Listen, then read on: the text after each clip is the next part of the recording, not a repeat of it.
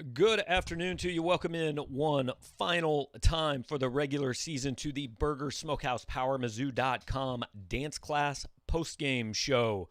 Appreciate those of you who have probably been waiting a little bit. It was a long game. They had some senior day ceremonies afterwards. Konzo just finished talking. We'll get to his post-game show here in just a couple of minutes. Missouri loses the regular season finale 86-80 to LSU, a game that was back and forth. I think there were 11 lead changes, 10 ties. Both teams led for somewhere around 15, 16, 17 minutes in the game. LSU made the last run. Missouri finishes the season 15-8, 8-8 in league play. They will be seeded 7th in the SEC tournament. They will play Georgia at 6 o'clock on Thursday night in the first round in Nashville.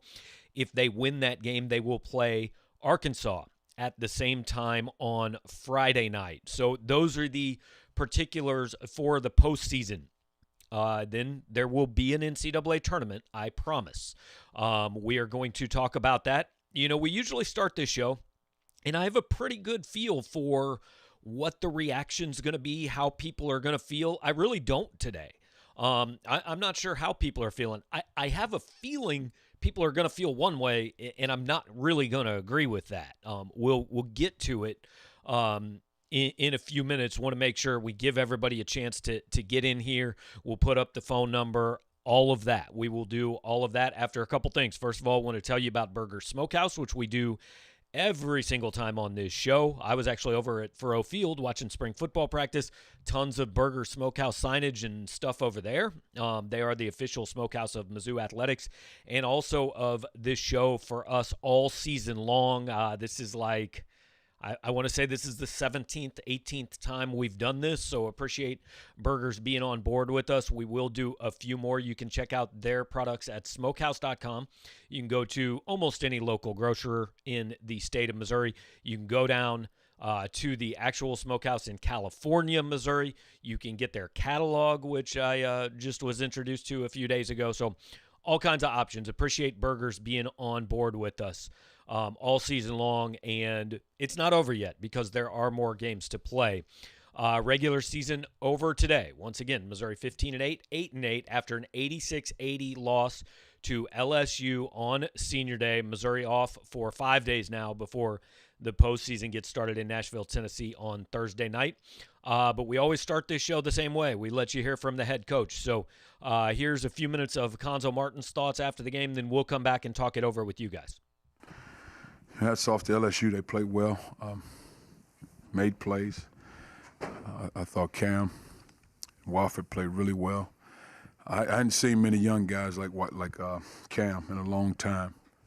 Had good size, scores the ball, aggressive, efficient when he's attacking, gets to the free throw line. Talented young player. And I thought the effort was there. We just couldn't get shots to go.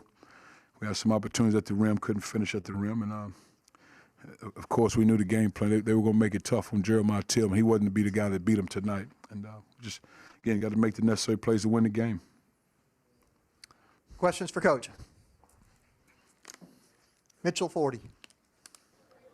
Guns, obviously the kind of deciding stretch there was when Watford got the basket on one end and then Pinson missed that shot where it looked like he got caught in between deciding what to do at the free throw line. Would you change anything, I guess, aside from the result on that, or what did you just kind of see on that stretch?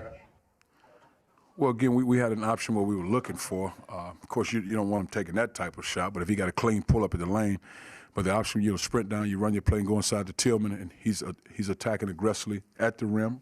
And again, find your guys that you need to find. But I mean, of course, I mean, X could take that shot back if he could.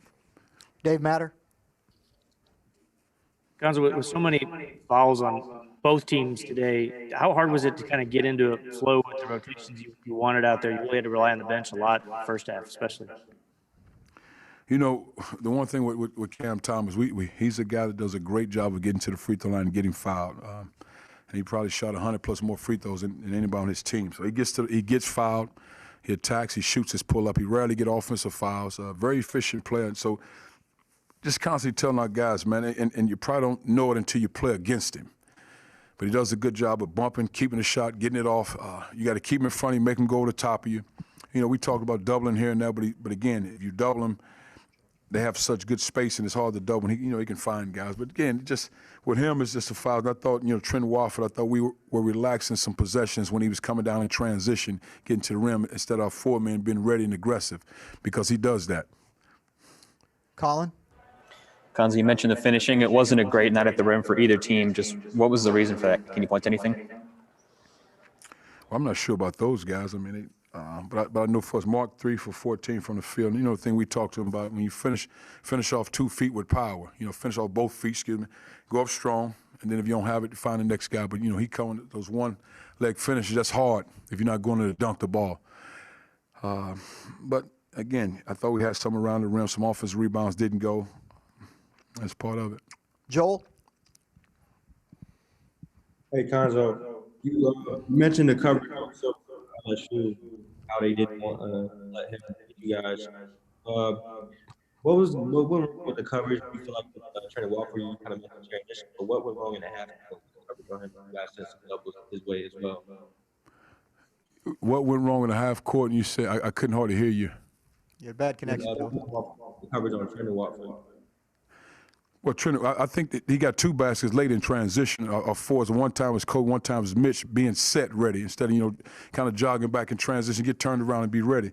But other than that, his size is 6'9". That's the one thing about their team, because they have 4 guys that can make shots and make plays. So if you switch on him, he has a smaller guy. He made 6'9", he can get around the rim, make a play. And if you don't switch, he turns the corner. So, I mean, again, it's not an easy thing. With him being 6'9" and 240, and he attacks downhill, and he's good around the rim. Gabe? Yeah, Konzo, just on the positive side, what about what you got out of Drew and Torrance, especially in that stretch in the first half? And is that something that you can take into postseason, maybe a couple more guys that you can rely on at times? Oh, without a doubt. And again, even when Drew Buggs first got here, I felt like he had a good shot. I don't think he had the confidence in it because he probably didn't need it because he was such a good facilitator at Hawaii. But I think with it, we need him to take that shot. So it's just a matter, I think, probably the last 3 weeks of really spending more time with it, because it was never a bad-looking shot. It was just about him being comfortable with shooting it. So not surprised him making those shots. The same way with Torrance. I mean, Torrance is a talented player. He made shots, so he's a different player. And I hope those guys can continue that, which I think they will. Andrew? Hey, Coach, what would you like to see from your team the next few days ahead of the SEC tournament? Look, continue doing what you did all year, but just be consistent with it. Just be consistent with us all. This is a game I think we fouled a lot, and give them credit. Give them credit for causing the fouls. But other than that, I mean, I think there's always certain guys, particular things that you talk about. So it's nothing that happened in this game that I hadn't seen before. If a guy struggled, just a matter of consistent with what you do well. Mitch? Konzo, Kobe Brown bounced back from the other night with a solid game. I think he had a double-double. Just what did you kind of see from him? I thought he'd be solid. Again, you're talking about a talented player in Wofford who's from the home state. So, he'd be ready to play in that game. And I thought in the Florida game, just getting off to a slow start via fouls and just kind of, had him off balance a bit. But Mitch played well in that game. Last one for Coach Dave Matter.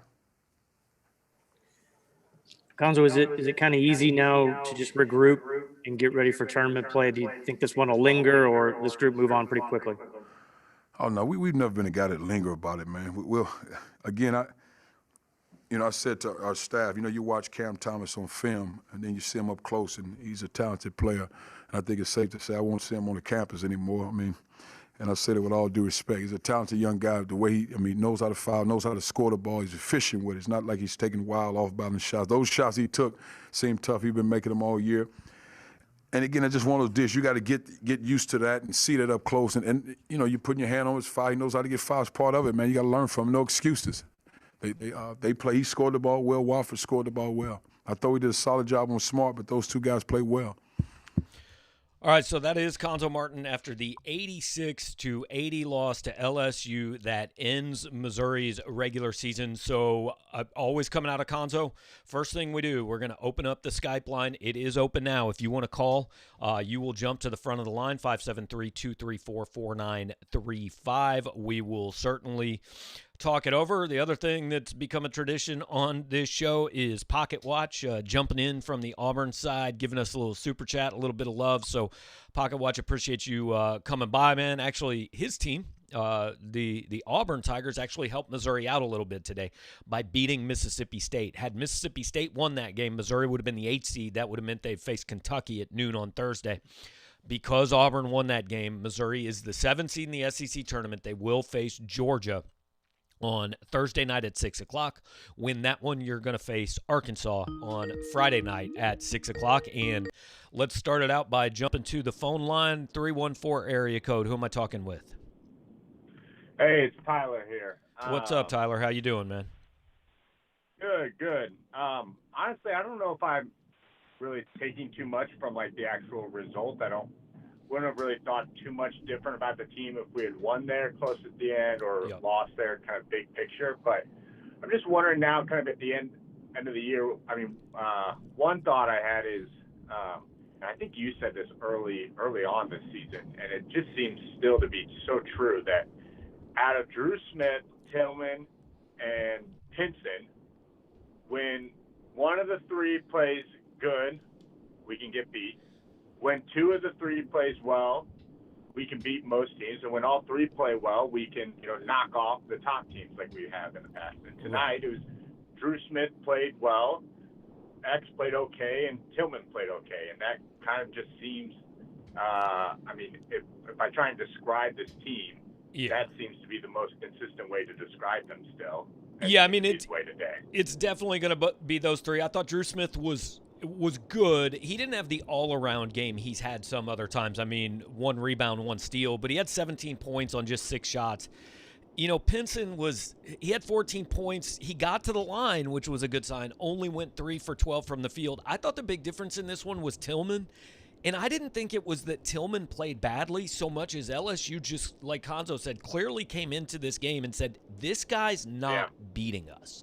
Like, somebody else is going to have to do it. And, I mean, Tillman only had, it ended up being 3 field goal attempts. Now, that's a little misleading because he went to the free throw line 8 times. And, some days I thought Jeremiah just had bad luck today. He got no bounces, right? He missed a layup that just, I don't know. It's not a bad shot. It just rolled the wrong way. And then he got – I know it sounds weird to say in a game where 47 fouls were called. And I am not complaining about officiating in this game because I thought they were equally bad both ways. I don't think they changed the result. But, I mean, there's only so many times you can go up and feel like you got hacked and not get a call and not let that affect you. And I thought that happened on both sides. I mean, those two teams combined to go 24 for 49 on layups today. And there's a big reason why. They were getting mauled down low, and nothing was getting called. Yeah, and that's why I said I thought Tillman played okay. I don't think he played a bad game, even though, like, his stat line, he just, the defense on him didn't really let him, get a lot of one-on-one, like any one-on-one touches. And the same with Pinson. But overall, when you don't have Pinson, really you don't have any of them play a great game, and you don't really have them, Pinson or Tillman, play like a really good game, and then you have Mark Smith go 3 for 14, which is, every message board biggest dream. So, but overall, like, I'm not really going to take too much away from this. I mean, I still view this team kind of like you said. Like, would it surprise me if they lose in the first round? No. It would surprise me a little bit more now if they win 3 straight, but if, depending upon the draw, would it surprise me if they went 2 straight? Right. No, not believing. But I think, like, 3 straight in the Elite 8 when after we beat Bama, I think a lot of us hope that, like, hey, this team could be a top 4 seed and could get to the Elite 8. Right. I think now that would surprise me with this team. Yeah, I think 3 straight would probably take an upset on the other side of the bracket somewhere. But, like, Tyler, I'm glad you're the first call because I think you sound a lot like I feel after this game. Like, this game didn't matter. This game, they competed, right? That was a tie game with 1 minute and 2 seconds left. And it could have gone either way. It went against them. But losing this game really changes nothing about this season.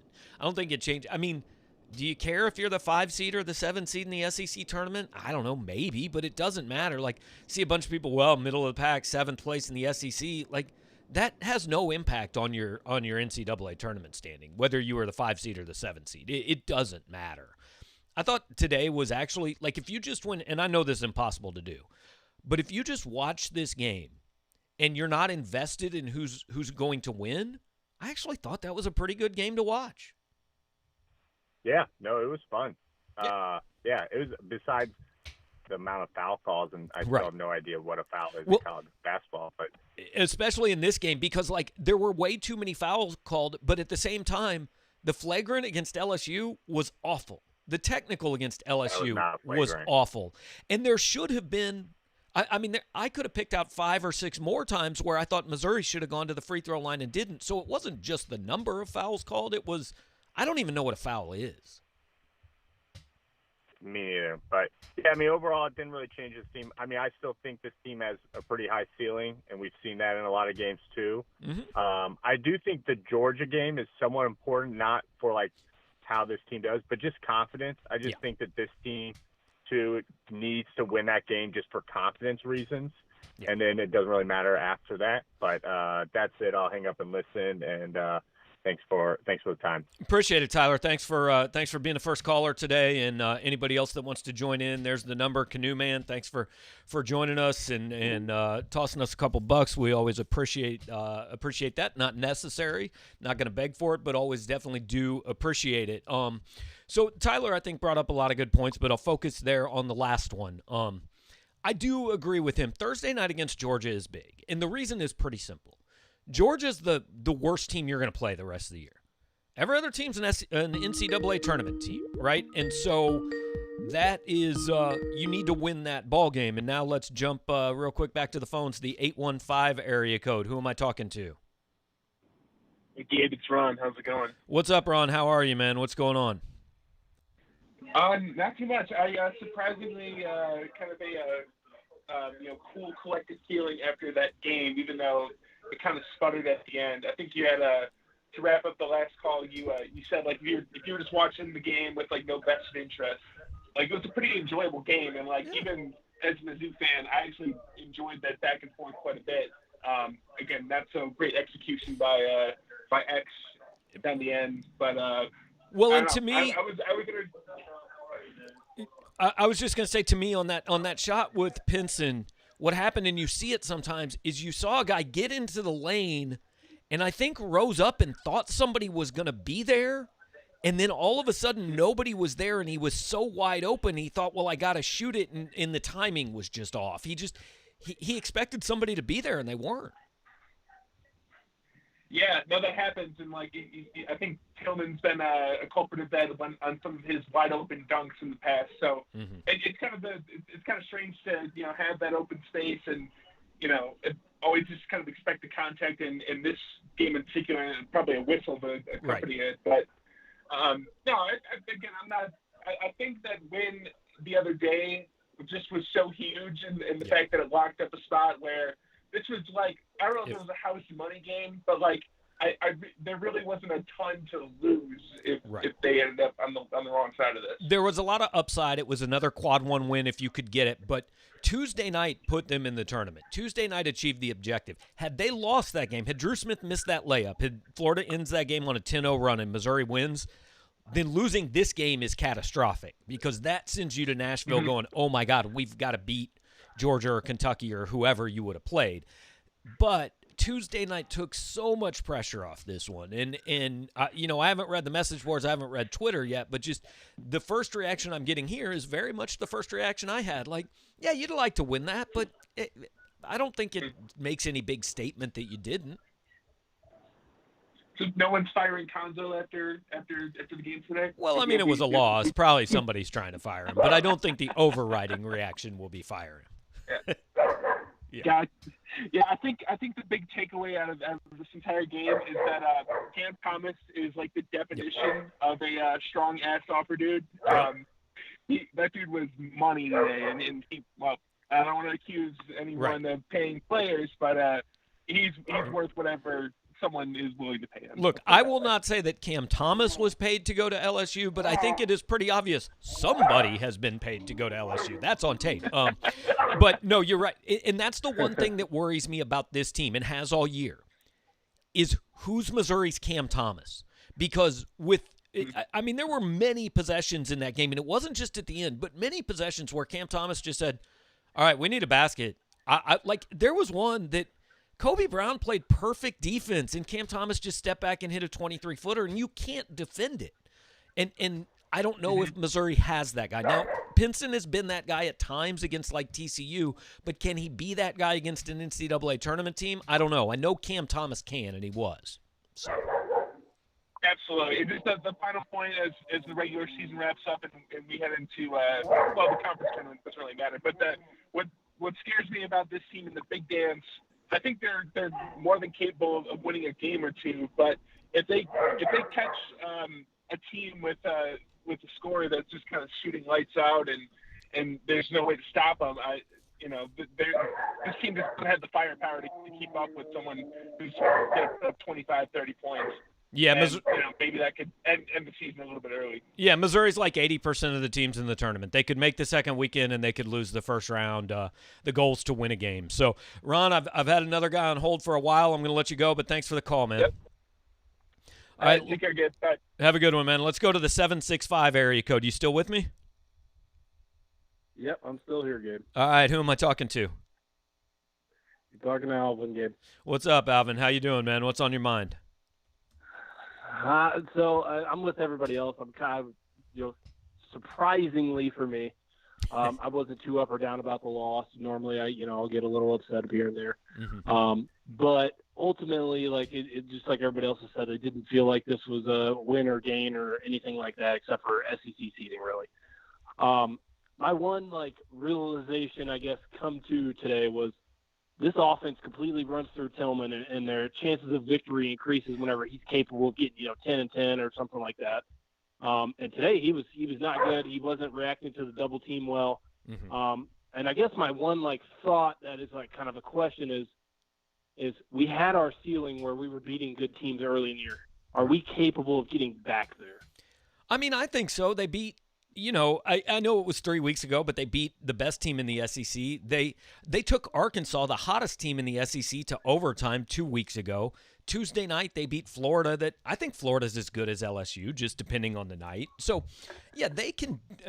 And again, this was for 38 minutes and 58 seconds. This was a tie game, and it's interesting. You say the offense runs through Tillman, and that wasn't there today, and you're right, it wasn't.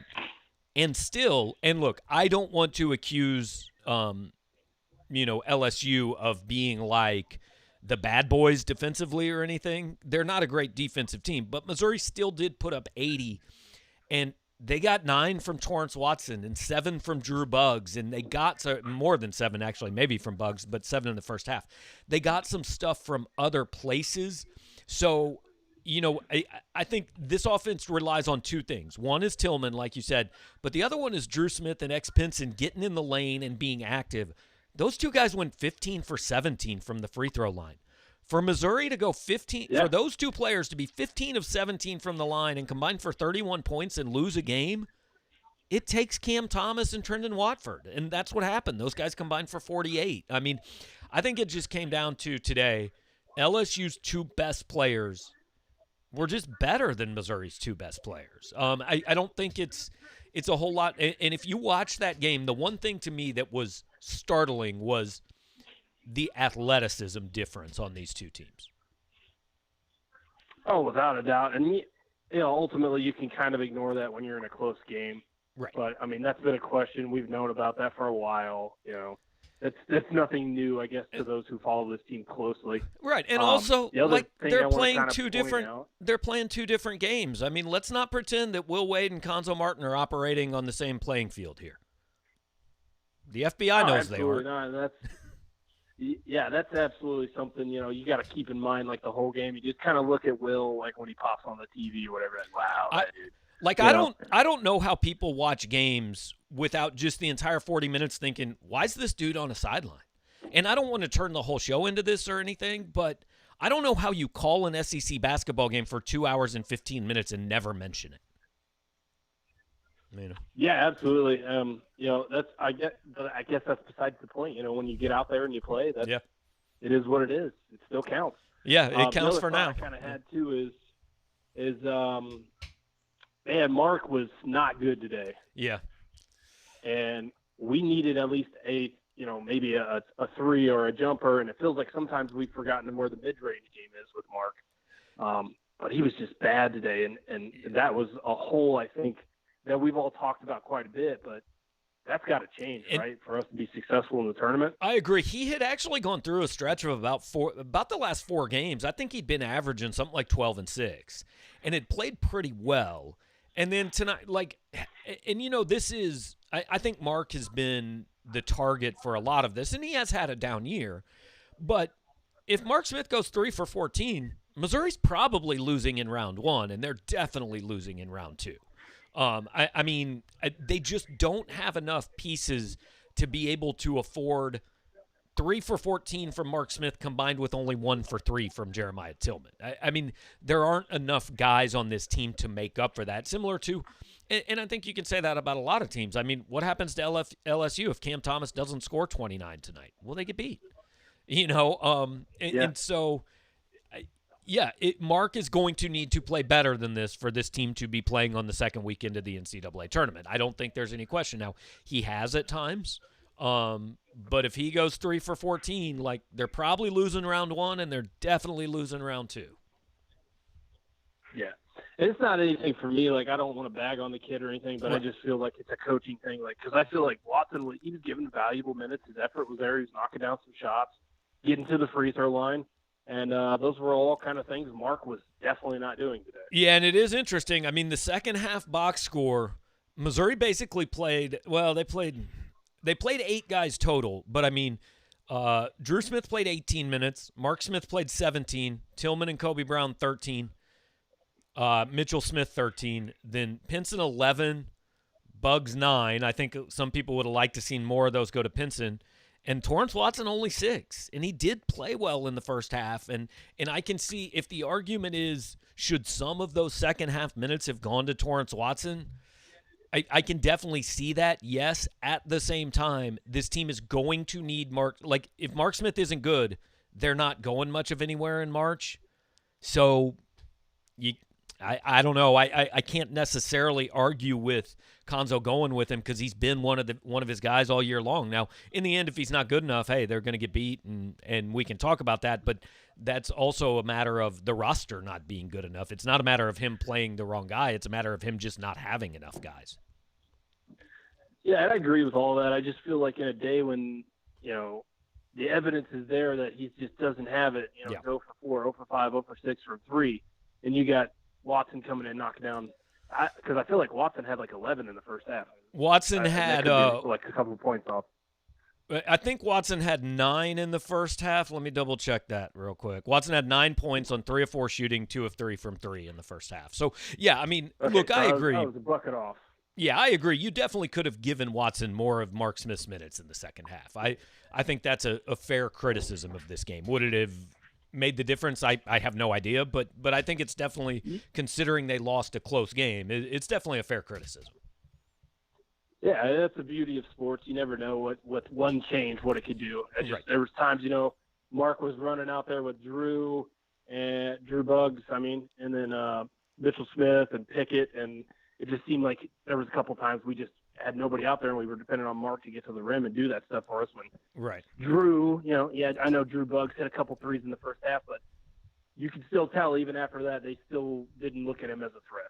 Well, and the flip side of what we're talking about here is that first half win. So shortly after Pinson hit his head on the chair, which, by the way, maybe move the chairs further away from the court. But shortly after that happened, Drew Smith picked up his second foul, and there was 9 or 10 minutes left. And I even tweeted, I said, I don't think Konzo can sit Drew Smith at this point. And you look out there, and it's Mark Smith and Bugs, and I think it was Watson and Mitchell Smith and somebody and Pickett. And I just said, I don't know where the offense comes. I don't know where the offense comes from here. And as it turned out, the offense came from Watson and Bugs, and he got away with it. So sometimes it works when you don't think it's going to work. But, yeah. Like I said, I definitely understand the wanting to see more of Watson and less of Mark Smith in the second half. And the other thing – and it's just hypotheticals. Yeah, go ahead. No, it's just hypothetical stuff, as like we already kind of discussed. Yeah. It's just interesting kind of looking at like what you have and what you don't have at different times. Well, and here's the other thing affecting the rotation. Javon Pickett today played 8 minutes. He didn't play in the second half. I mean, I guess his ankle's still a problem. But if his ankle's still a problem, like I've been saying for 2 weeks, he shouldn't have been playing, and he shouldn't have played 8 minutes today, and it's now going to be a problem the rest of the year. It's not like he's got time to get healthy now if it's still a problem. So, Yep, heading down the most important stretch of the year, and like we all know the famous statistic: if Javon scores like 10 points or whatever it is, that Missouri has like whatever record. Yep, and he appears to be a non-factor at this point in time. So, but yeah, Alvin, I appreciate the call, Gabe, man. I appreciate you taking my call. All right, buddy, have a good day. Absolutely. Thanks a lot. Appreciate it. You Okay, too. so we've got now a free phone line. If you want to call in, please do 573-234-4935.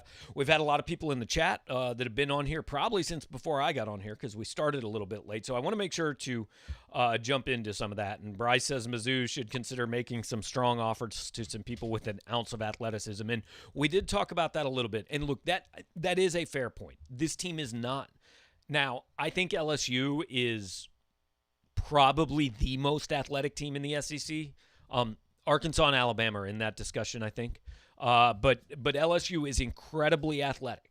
But the difference was pretty glaring, I think. I think outside of Pinson and Tillman, I don't think Tillman gets enough credit for being the level of athlete that he is for a guy that's 6'10", 6'11". But outside of those two guys, Missouri does not have great athletes. Mark Smith ain't a great athlete. Torrance Watson isn't. Kobe Brown isn't. Drew Smith isn't, So I think that's a fair criticism. And the strong offers, look, like I said, I'm not going to turn the whole thing into this, but I don't understand how what happens with LSU's program happens, and the player's still playing, the coach is still coaching, and we just roll on. And look, now LSU went 10-7 in the SEC. It's not like they were some juggernaut that went 32-0 this year and won the league and all that. So is it sour grapes? Yeah, it's probably a little bit of sour grapes. But I would say this if I watched LSU play Ole Miss or Vandy or anybody else they played this year too. I've said all year, if Will Wade and a couple others are still coaching at this time next year, then every coach who isn't paying players is not doing his job.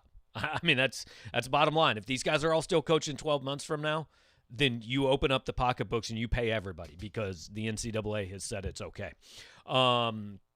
Moving on, Greg says, so frustrating. I just don't see how coach can do it his way. It's not today's basketball, and we have to be better somewhere. And see, Greg, that's where I'm going to disagree with you. What I like about this team is that it's not playing the way Konzo's past teams have played. It is getting up and down. I mean, they are, they averaged, they had 71 possessions in this game. That was a quick pace. That was a fun game to watch. They got up and down. They made plays. If you take any, I guess, umbrage with this game, I think it's more on the defense than the offense. And the trade-off is if you want to play faster, you are going to give up more points. I mean, Konzo won a lot of games 62-58 in his first 3 years, right? Well, if you're going to play at a pace that allows you to score 80, then sometimes you're going to give up 82. And so understand why it's frustrating. Don't think it's the style. I think Konzo has changed. I think he has made an adjustment there. Adam says, hate it for the seniors. We'll be fine. Beat Georgia. Get another opportunity for a quad one win against Arkansas. A goal for Nashville is to stay healthy and COVID-free. Absolutely. The goal in Nashville is get there and get out. I do think, like Tyler was saying on the first call, I think winning that first game is a big deal. You don't want to lose to Georgia and go in, would that be 15-9? Like, you're fine. You're in the tournament. You're probably going to be an 8 seed if you lose to Georgia. That's how I think it breaks down. I think as of today, I think Missouri goes to Nashville as a 7, like a high 7. I think if they just beat Georgia and compete with Arkansas, if they beat Georgia and Arkansas, I think they play their way onto the 6th line. If they lose to Georgia, they could slide to an 8. But I think this team is probably a 7 seed. Depending on what happens around the country and all that. And that's fine. I do think beating Georgia is important for momentum's sake and just, again, it's the worst team you're going to play. Every other team you play the rest of the year is going to be an NCAA tournament team. So you want to win this one. Go prove you can beat Georgia. Get through round one. Get to Thursday, or to Friday. You're in the quarterfinals. Hey, take your chances against Arkansas. You beat them by 13 down there. They beat you in overtime here. They haven't lost in forever. And so go see what you can do. I would expect that would be a very similar game to today's. And look, LSU is an NCAA tournament team. Missouri was tied with a minute left. Florida is an NCAA tournament team. Missouri just beat them. Arkansas and Tennessee are NCAA tournament teams, and Missouri split with them. In fact, there's not a team projected in the field that Missouri has played and not beaten this year, except LSU. Missouri is now 8-3 against teams that were projected in Joe Lunardi's latest bracket, and those 3 losses are LSU, then Tennessee and Arkansas, which they also beat. So every NCAA tournament team they played this year, except for LSU, they've beaten. So this team can beat anybody. And that's what I think they take into that tournament. Bryce said 7th in a bad SEC with our best team in a while is really disappointing. So here's the interesting thing to me. If I had told you at the beginning of this year that Missouri would end up 15-8, they would be a 7 seed in the NCAA tournament, and they would go 500 in the league. Well, not 500. I just tell you they go 15-8.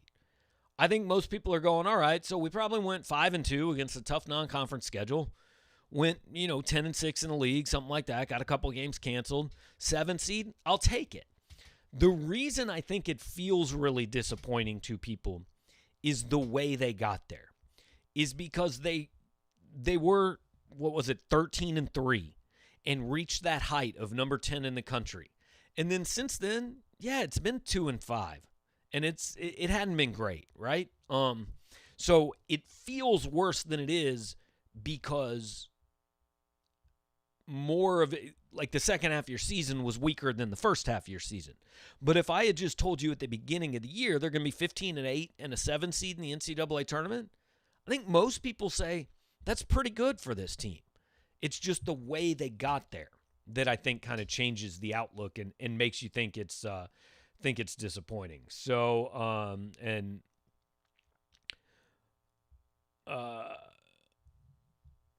okay, rolling through some of these. Tircell asking about the matchup in the SEC tourney. That's Georgia.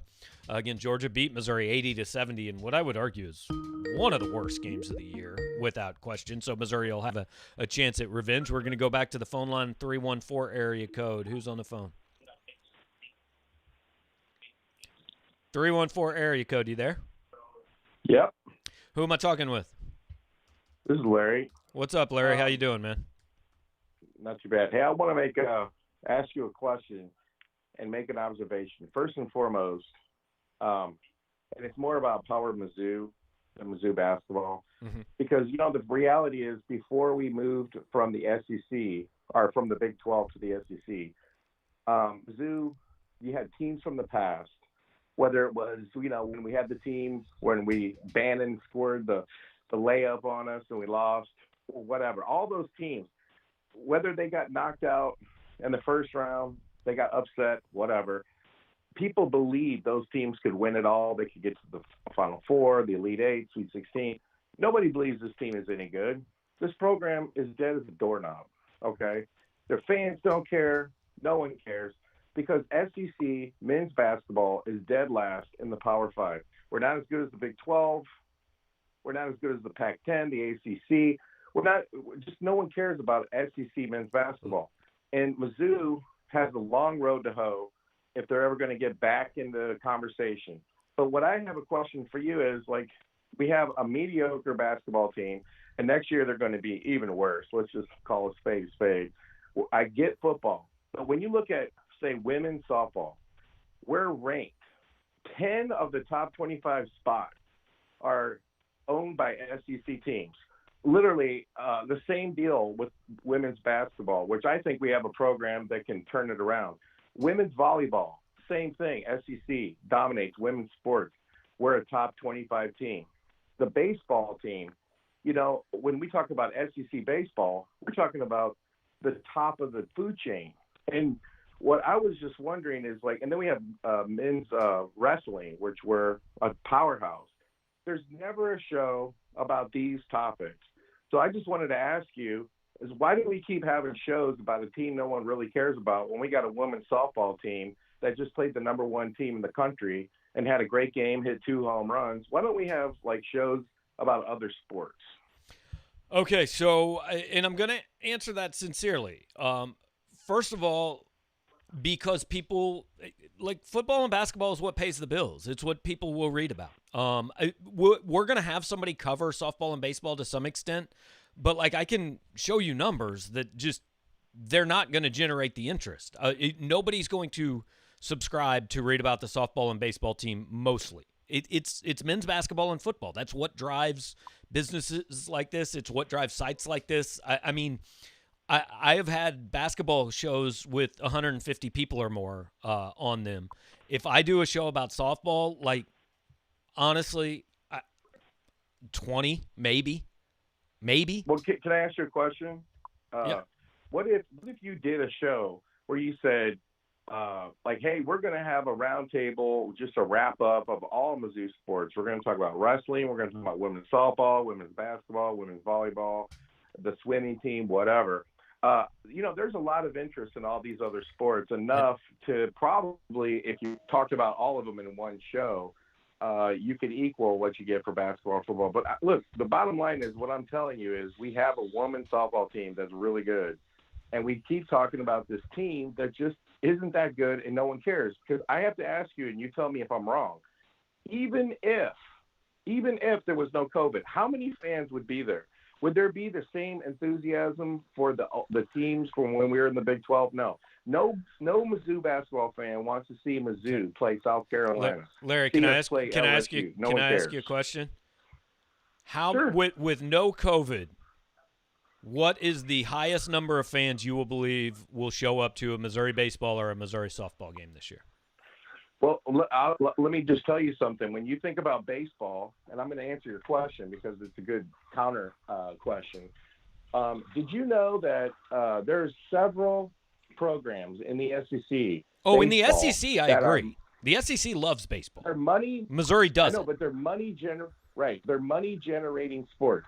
And here's a great question. If you're going to be in the SEC, and by the way, the SEC owns all of women's sports on every level practically. Them in the Pac-12, but they own baseball. They own baseball, and we get into baseball. We shovel all this money into football, and it's fine. But we can't hire the best coach. We can't put a turf field all the way out to the wall. I mean, that's ridiculous. How's this team supposed to practice with grass turf?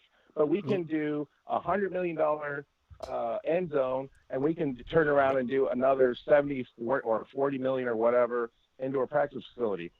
Are we going to care about baseball? No. But I'm just saying, when your show never talks about these things, how could anybody be interested in them? Well, Larry, in 2007, 8, right around there, when they had the Gibson Crow Scherzer run of pitchers, I covered Missouri baseball games.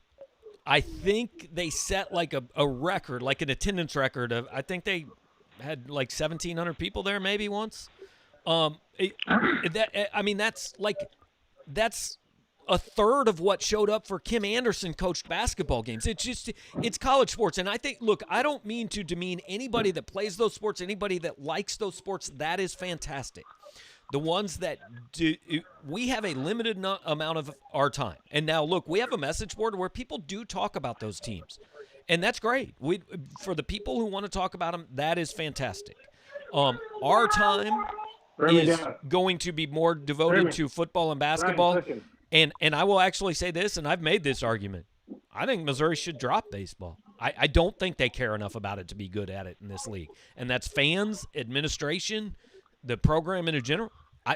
I've said it for years, and people don't want to hear it, but that's my opinion, because in this league, I said when Missouri moved to the SEC, if Missouri football was jumping in the deep end of the pool, Missouri baseball was jumping off a cliff into the Pacific Ocean. And no, I don't think Missouri can compete in that sport in this league. Now, they can in softball, and they can in some of these other things, and that's great. But basketball is going to continue to be the second most talked about and followed sport here. I don't think there's any question. You know, one thing I'm going to tell you, I used to coach high-level baseball, showcase baseball teams of 15, 16, 17 getting recruited by these schools. several of my kids went to actually play at Mizzou. But let me just tell you this. One time we went by the invitation of the baseball program to, bring our whole team, meet the coaches, so on and so forth. And it was when they were playing Florida. And I was sitting there behind home plate, okay, sitting right next to one of the Florida pitching coaches, a former player of Florida.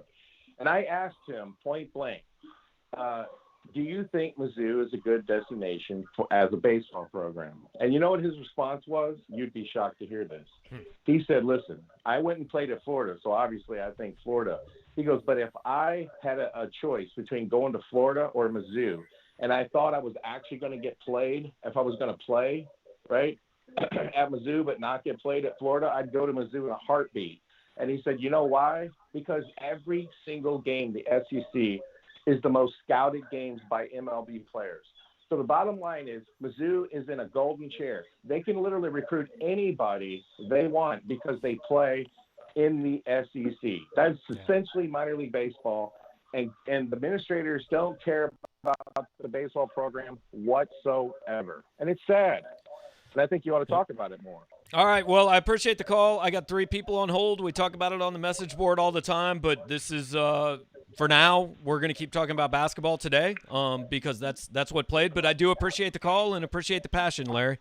Let's move on. I think the next call was coming from the 765 area code. Who am I talking to? It's Alvin again. What's up, Alvin? How you doing, man? So the last caller kind of piqued my interest, and I know we're talking about basketball, but I kind of want to ask, what is your feel about the SEC move overall for Missouri sports? Do you think where we need to be? Look, I've always said, to me, the best thing would have been a Big 12 that worked, that fixed its problems, but that was never going to happen. I understand why Missouri went to the SEC. I think it fits better in the Big 10, but I understand why it went to the SEC, and that's where they're at now. So, they're making $1 million, but so is every other team they play. I got somebody with it's got to turn down something in the background on here, guys. If you're on hold, I appreciate it, but you got to turn the volume down. Okay, so no, I mean, I understand why they made the move. It's where they're at. Look, they're competitive in football. They're competitive in basketball. They're doing well in softball. They're doing okay, but like you'd like to see them break through and win, and it's tough. But they fit in this conference. It's not like you look at them and say they can't compete here. They compete. You'd just like to see them break through and win a few. Yeah, I'm totally on board with it at this point. Like, it is what it is. We miss our rivals and stuff, but I think ultimately, like, we are on the right track. I think we're seeing that now in football a little bit, especially with the recruiting. Maybe not on the field results quite yet. It's too early for that. Sometimes I feel like, man, like there's times like, we moved to the SEC and basketball just took a dumpster fire. And so did football in a way. Basketball would have sucked in any conference for those 3 years. I mean, they made the wrong hire. Do you think that happens, though, even still with the move? They made the wrong hire. And here's the other thing. It's not like Missouri was winning the Big 12 in anything. Missouri never won a Big 12 title in football or basketball. They're okay. And they've got to go about it a different way. They can't go about it the way Florida or LSU or some of these other programs do sometimes, but there's a path there. But Alvin, I appreciate it, man. I got a couple more people on hold, so I'm going to move on, but appreciate you calling back, man. Let's go now. 206 area code. Who am I talking to? Hey, Gabe, this is P. Duff calling. What's up, P. Duff? How you doing, man? Hey, I'm doing really well. It's interesting. Like, was Larry a plant, and you're just trying to get people to call in? No. This is all organic, man. That went somewhere I didn't expect. I know you took a hard left turn in the convo. There was a basketball game though today. I don't know if Larry knew, but well, it's really interesting because I was out running and listening to the show, and then when Larry called, I really hope he got everything he needed to off his chest. Yeah. I mean that with all sincerity, Larry, if you're listening still. But I was just thinking, like, this, I don't know, this whole season, it's like renewed my passion for Mizzou basketball. I know they're a senior-laden team, and it kind of is disheartening to think about the fact they'll all be moving on and we'll have a whole new crew in next year. And we don't know what that kind of holds, but I was pacing around my house. Thank God my kids are out of the house today. And, it's really weird. You said something earlier, like, I don't know what the callers are going to kind of think. I very much was like, you know what? We've won a lot of games close this year, but I was kind of just tip of the hat to LSU, and they made plays. And they made plays like that step back three. You can't defend that shot against Kobe. You can't defend that. We just kind of tip of the hat, and it was really unfortunate that Drew missed the three, and Pinson had that. But overall, I'm looking forward to the rest of the season of being in the tournament again. But the point is, I was like, wait a second, I'm more fired up about Mizzou basketball than I've been in, probably since realistically Hayes.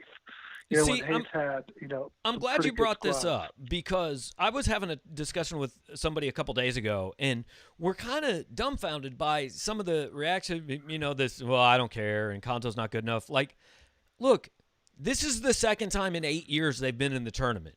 If that's not good enough for you, if the chance to go play for a title, and if you're in the tournament, you have a chance. If that's not good enough, if you don't like this team because they might not be good next year or they're too boring for you or whatever, that's a you problem. That's not a Missouri basketball problem. Right.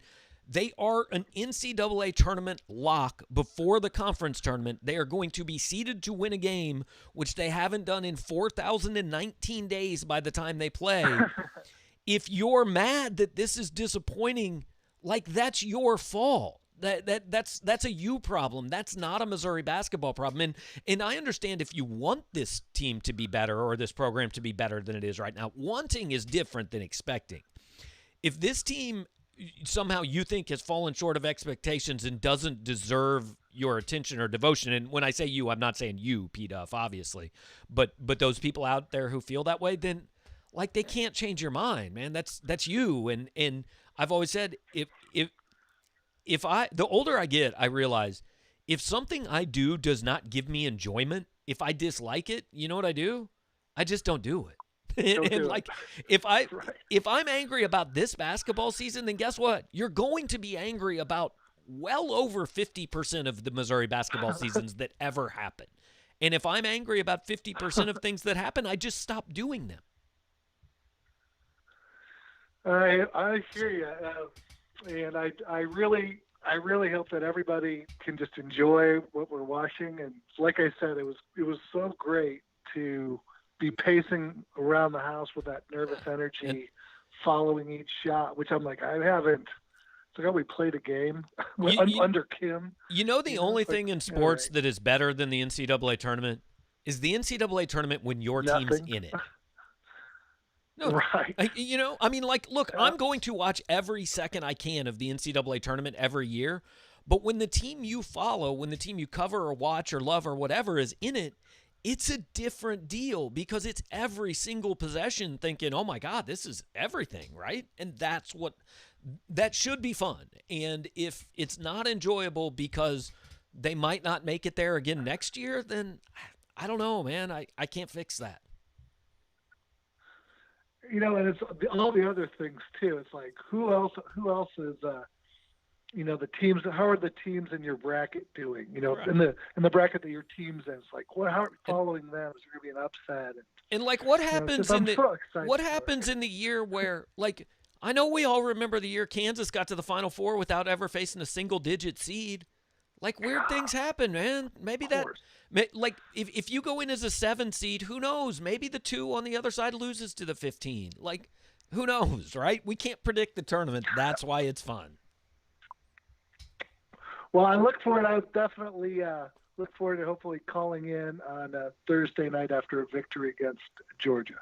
All right, well, appreciate it. Yeah, we're actually, we won't have shows this week. I've got something else to do, but we will during the NCAA tournament. We'll have plenty of coverage. So, okay, P. Duff, thanks for the call, man. Hey, man, you have a good one. All right, thanks a lot. Last guy I got on the line is from the 573 area code. Been very patient. Thanks for that. Who am I talking to? Hey, Gabe, this is Luke. What's up, Luke? How you doing, man? Pretty good. A little disappointing that they couldn't pull out the win today, Right. but, really, I was calling to kind of voice my opinion on the team as far as the outlook or looking back on this season. I think from here on out really determines if this was a successful year for Mizzou or not. They've had some really big wins. I mean, Alabama, Tennessee was a big one. Illinois was a big one. But then they've had some really questionable losses and have ended up middle of the pack in the SEC. Mm-hmm. So really looking at this season, if you go and you win a game or two in the SEC tournament, go in strong to the NCAA tournament and you can win a game or two, I think you're looking at a very successful season. But if you kind of continue this trend that you're on, I mean, you're 2 for your last 5 here. Right. And if you go and just beat Georgia in the SEC tournament and then flop in the first round, I just don't know how good Mizzou fans are going to be feeling about this season. Right. So tell me your thoughts on my theory here. It all comes down to one thing. You got to win a game in the SEC tournament or NCAA tournament. I don't even care about the SEC tournament. To me, I mean, you want to beat Georgia, I think. But other than that, the only goal is to not get COVID so you can play in the NCAA tournament. To me, this whole thing comes down to win one game in the NCAA tournament for the first time in 4,000 days. Like, if you do that, you have to – I think everybody agrees that this year is a step forward. Now, it might not be quite as big a step as you want, but to me – you're in the tournament, that's step one, but you've got to win a game. And if you win a game, I think big picture, like, yeah, maybe you hope for more, but I think overall you'd be happy with that. Now you go and, like you said, you go and hey, you go 1-2 the rest of the way. You beat Georgia, lose to Arkansas, lose the first round.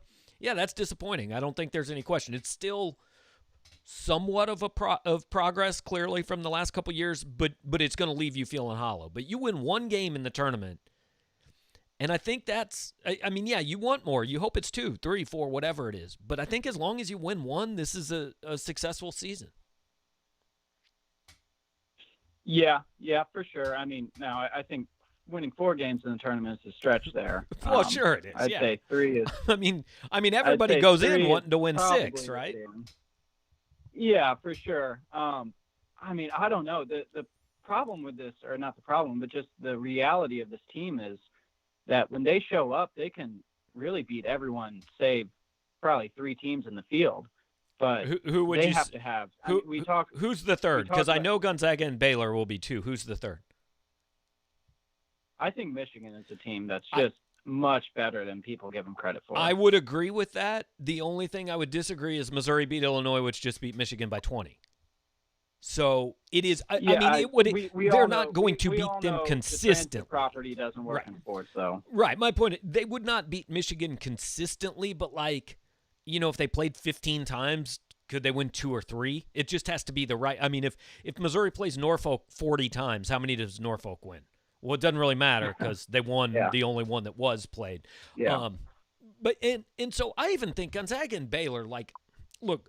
No, I would not like Missouri's chances, but on the right day, does Missouri have enough that they could win that game? Sure, they can beat anybody in the country on the right day. They can also lose to absolutely every team that's going to be in the NCAA tournament on the wrong day. Yeah, no, that's I guess that was my main point. It's just it's what makes the tournament so fun, especially when your team is in it, just knowing that they can compete and they could have that run. I mean, we could be the team, or we could be the team that flops and loses by 15 in the first round. Right. And so that just. Yeah, I mean, look at Gonzaga. I think Gonzaga is still unbeaten, right? So they're probably going to win their first game. I mean, I think it's one time it didn't happen, but it's probably going to happen. But what happens if Gonzaga gets in round 2, they get a guy in foul trouble, they go 3 for 26 from three-point range because it's just the wrong day, and they lose to an 8 seed, and then Gonzaga's going to be going, well, this year was a waste. They're going to be like 28-1 and say, well, this was stupid. Why did we even do this? And that's why this tournament is fun. Yeah, for sure.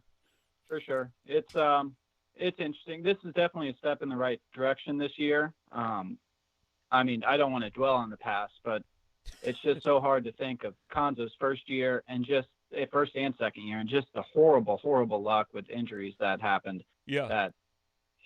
What could have been the trajectory of this program if you have both Michael and Jonte healthy for Michael 1 year and then Jonte 2 years in a row.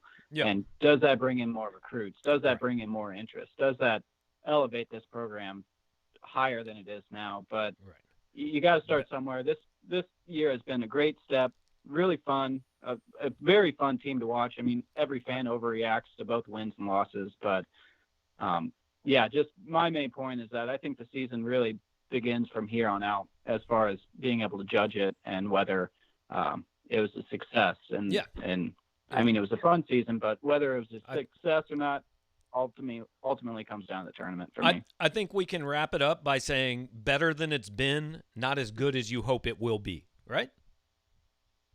Yeah. Oh, absolutely. Yep. Well, Luke, I appreciate the call, man. Thanks a ton for being part of the show, and good to hear from you. And we'll talk to you down the road. All right. Thanks for taking my call. All right. Appreciate Luke and everybody else that has called in. Guys, we've run the gamut today, right? We insulted Will Wade. We talked a little bit about the game that happened today. We've talked a lot about the NCAA tournament. We got into Mizzou baseball recruiting on this thing that happened on this show. We've gone all over the place. Want to run through, check out some of the chat and get just kind of wrap this up. Bryce says, win a game in the SEC tournament probably on the 6-7 line. I think that's right. I think if you beat Georgia, you're at worst a 7. Could possibly be a 6, but I think maybe you have to beat Arkansas to be a 6. But I think that's where Missouri sits right now. I think they go into the SEC tournament as like a 7.5. Just beat Georgia, and you're going to hang on that 7 line. And you take your chances. We'll move on. Let's see.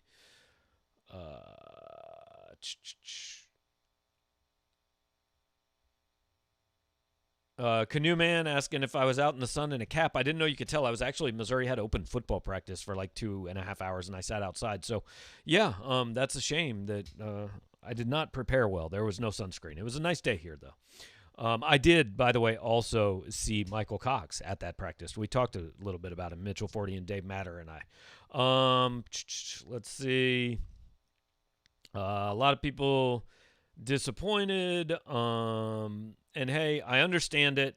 It happens, but I think disappointed but not upset is the way I think would be fair to phrase today. Hump says, would hate to see the shot chart for Mizzou inside of 5 to 6 feet. I don't have it inside of 5 to 6 feet. I can tell you on layups and dunks, Missouri was 11 for 25.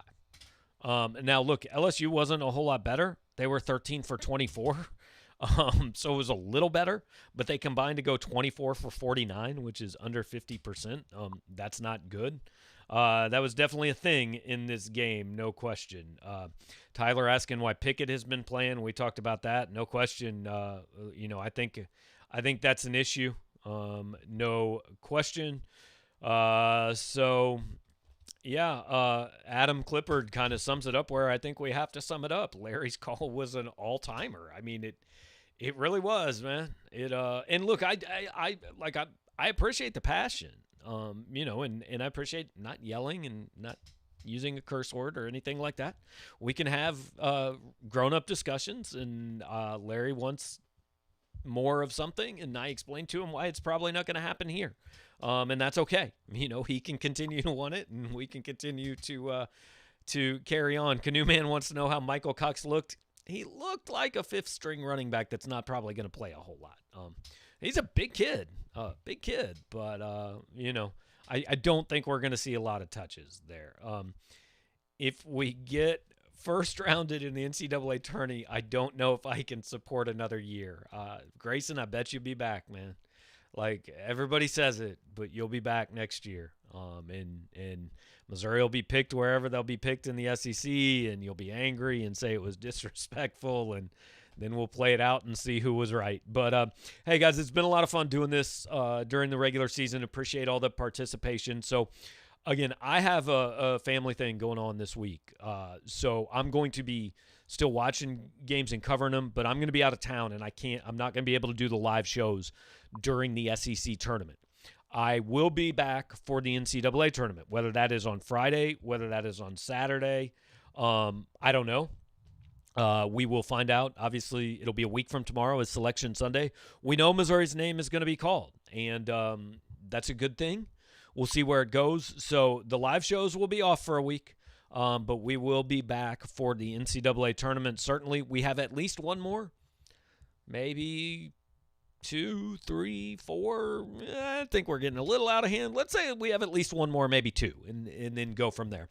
But appreciate you guys being here throughout the season and everybody who has participated and been a part of it. Canoe Man, Grayson, Tiercell, you guys are the ones I'm seeing lately, the comments. So appreciate it. And again, we'll be back.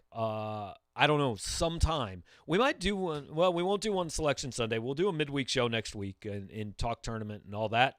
So Missouri loses 86-80. They're back in action 6 p.m. Thursday night for Georgia in the first round of the NCAA tournament. Plenty of coverage on Power Mizzou. I know Mitchell Forty's been hard at work. I got some things to throw together. So we will see you on the message boards. Thanks for watching, and thanks once again to Burger Smokehouse, our partner all season long. Check them out at smokehouse.com. Any grocery store in pretty much in the state of Missouri, but certainly in Columbia, Gerb's, Hy-Vee, Price Chopper up in Kansas City, Schnucks in St. Louis. Check them out all there. Go check out their place in California, Missouri. Third and fourth generation of the Burger family has been great to us all year long. Smokehouse.com. Go there when this is over. Go back to Power Mizzou to read all of our coverage coming tonight.